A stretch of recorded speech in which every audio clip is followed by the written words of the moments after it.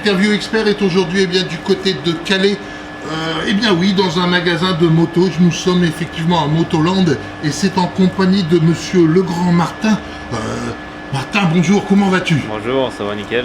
Alors, on va parler un petit peu de vous puisque le motocross pour vous c'est quand même quelque chose d'important.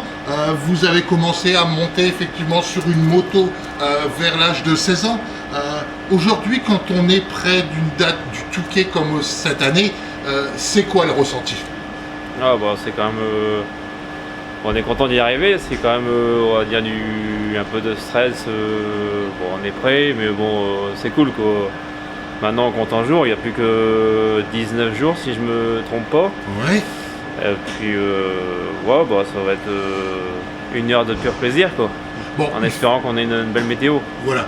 Il faut savoir quand même que vous avez fait 11 éditions effectivement de l'Enduropal et que cette année, vous repartez du côté vintage. Pourquoi partir sur le côté vintage quand on a fait déjà 11 fois le Touquet, sachant effectivement qu'à 37 ans, on est encore tout à fait disponible et prêt physiquement pour faire l'Enduropal? J'ai choisi le vintage déjà parce qu'il y avait le côté sympa, puis la première fois que je l'ai fait avec mes frères et puis mon cousin. Oui. Et puis il y a aussi le côté où c'est assez compliqué pour s'inscrire, il y a tellement de pilotes qui veulent le faire que vu le peu de temps où toutes les places sont prises, je me suis dit je fais plus que du vintage. Et en plus de ça, à partir de cette année, on peut faire que soit l'un soit l'autre, on peut faire les deux courses, donc le problème est réglé. Donc voilà quoi. Cela veut dire effectivement que le problème de l'inscription reste pour vous particulièrement la solution de remplacement partant vers le vintage. Ouais, carrément, c'est dommage de s'entraîner et puis de mener une préparation et puis au final d'être frustré à ne pas pouvoir le faire. En plus de ça, j'ai un copain avec qui on s'entraîne tout le temps, qui lui, dans ce cas-là, c'est vrai que c'est frustrant quoi. Il faut pas oublier effectivement que dans le début de votre carrière, puisque vous avez commencé à 16 ans, vous êtes parti sur de l'UFOLEP. L'UFOLEP Terre, par rapport au sable, c'est différent par rapport à la FFM? C'est pas, si on compare vraiment sable et terre, c'est pas pareil du tout quoi. Les sensations c'est pas pareil. Le sable, on va dire, c'est plus de l'endurance. Ouais. La terre c'est plus les sauts, vraiment les sensations de décoller, etc. Et puis comme j'ai expliqué tout à l'heure, c'est surtout le fait que mon terrain à Bourg a fermé, donc du coup là ça a vraiment mis le cap sur le sable quoi. Vous regrettez effectivement que le circuit de terre soit fermé et devoir entre guillemets partir sur le sable? Bourg c'était cool, on avait un super terrain, notamment pendant une période le plus beau terrain de la région. Et on était une bonne équipe de copains, c'était cool. Après les choses se sont un peu compliquées et le terrain a fermé. C'est tout, c'est comme ça, mais du coup voulant continuer la moto, mis à part l'homme plage, je voyais pas trop. Il y avait aussi Équien qui a fermé. Oui. Donc il n'y a pas trop 36 000 solutions quoi. Soit on fait du sable, soit on part sur autre chose quoi. Le cas échéant, les terrains de terre viendraient, pourquoi pas, à être réouverts aujourd'hui? Vous repartiriez vers la terre? C'est vraiment quelque chose que vous aimeriez refaire? La terre c'est bien, les deux, je continuerai les deux, parce que le sable c'est bien aussi, c'est plus dans l'endurance comme je disais, mais la terre c'est bien aussi quoi. C'est pas les mêmes sensations, mais c'est bien aussi. Carrément, c'était cool. Au niveau sensation, qu'est-ce que vous rappelle votre Touquet, particulièrement l'Enduropal, de la ligne de départ? C'est vraiment quelque chose que vous appréhendiez ou c'était vraiment un pur moment de plaisir, la ligne droite?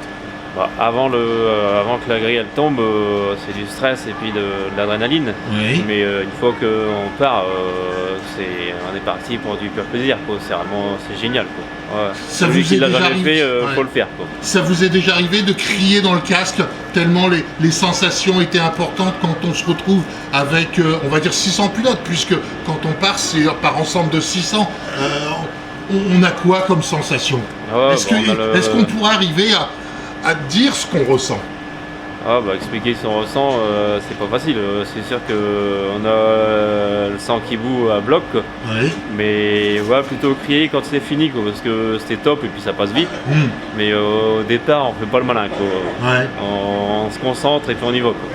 Bon, cette année, effectivement, on repartira du côté vintage, puisque cela fait 5 ans que vous faites le vintage. Votre meilleure place, 133 sur 600. C'est quand même quelque chose de haut de gamme quand même. Vous faites partie, entre guillemets, un peu des top pilotes.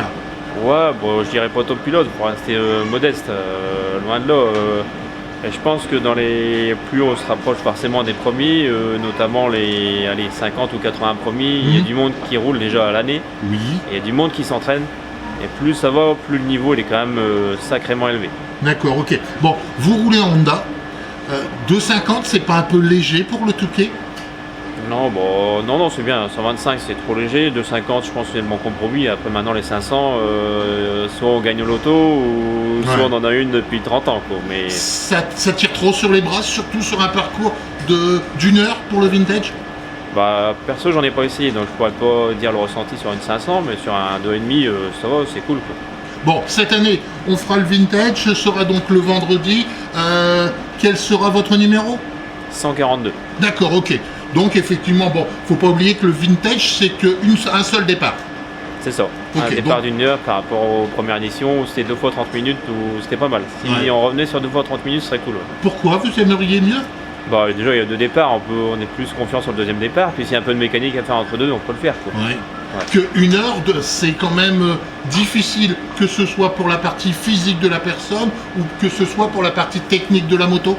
Bah, pour le pilote, ça va. Après, c'est plus pour la moto. Une mécanique qui a 30 ans, une heure, il faut quand même l'aménager. On ne peut pas tartiner pendant une heure et puis se dire ça passe ou ça casse. D'accord. Bon, ok. On vous retrouve au vintage avec le numéro, vous me rappelez? 142.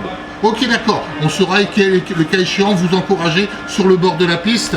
On se retrouve donc très prochainement, Martin. Et puis, bon enduro. Merci à vous.